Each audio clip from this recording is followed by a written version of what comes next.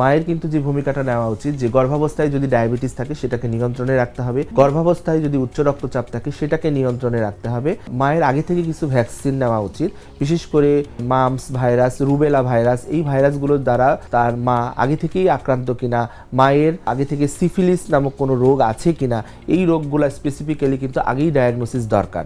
অর্থাৎ একটা দম্পতি যখন থেকেই বাচ্চা নেওয়ার পরিকল্পনা করবে তার আগে থেকেই কিন্তু এখন কিন্তু আলাদা একটা সাবজেক্ট আছে, ফিটো ম্যাটার্নাল মেডিসিন। ওই স্পেশালাইজেশনের ডাক্তারদের কাছে গেলে আগে থেকেই কিন্তু সেই দম্পতিকে বলে দিবে তারা বাচ্চা নেওয়ার জন্য ফিট কিনা। অর্থাৎ আপনি কিন্তু এখন আগে থেকেই চেক আপ করতে পারেন। একটা দম্পতি তারা মা বাবা দুজনের উপরই কিন্তু প্রভাব ফেলে।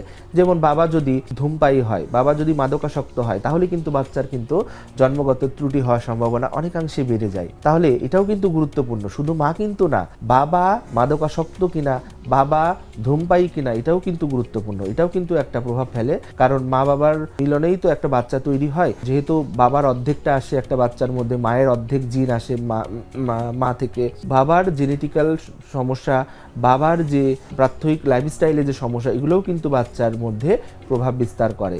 অর্থাৎ বাবা যদি ধূমপায়ী হয়, মাদকাসক্ত হয়, সেই বাবার সন্তানেরও কিন্তু হৃদরোগে আক্রান্ত হওয়ার, জন্মগতভাবে হৃদরোগে আক্রান্ত হওয়ার সম্ভাবনা থেকেই যায়।